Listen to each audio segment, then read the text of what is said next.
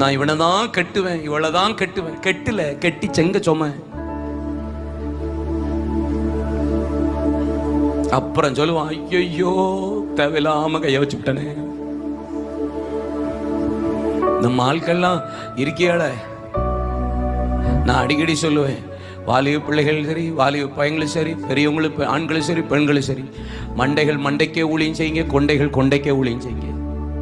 நீங்கள் ரொம்ப உற்சாக மிகுதியில் நீங்கள் அண்ணனுக்கு மெசேஜ் அனுப்பி, அண்ணனை சுவிசேஷத்தில் நடத்துகிறேன், நீ மெசேஜ் அனுப்பி அக்காவுக்கு சுவிசேஷம் அனுப்புகிறேன், தங்கச்சியை கர்த்தருக்குள்ளே நடத்துகிறேன். நீ எந்த தங்கச்சிக்கும் சுவிசேஷம் சொல்ல வேண்டாம், நீ எந்த அண்ணனுக்கும் சுவிசேஷம் சொல்ல வேண்டாம். அண்ணேங்க கடைசியில் அவ்வளோதான் கல்யாணம் முடிக்கான். அக்காங்க கடைசியில் அந்த பிள்ளையை தான் கல்யாணம் முடிச்சிடறான். தோத்திரம், உன் சுவிசேஷம்லாம் வேணாம்டா சாமி, தோத்திரம். இங்கேருந்து நீ அனுப்புவேன், உங்கள் துக்கம் சந்தோஷமாய் மாறும்னு அனுப்புவேன். அவன் அங்கிருந்து அனுப்புவான், நான் உன்னை விசாரிக்கிறவரானபடியால் கவலையெல்லாம் என் மீது வைத்து. உடனே இங்கிருந்து இவன் அனுப்புவான், ஆமே நீ என்னால் மறக்கப்படுவது இல்லை. அவன் அங்கே அனுப்புவான், நான் உன்னை விட்டு விலகுவதும் இல்லை, உன்னை கைவிடுவதும் இல்லை.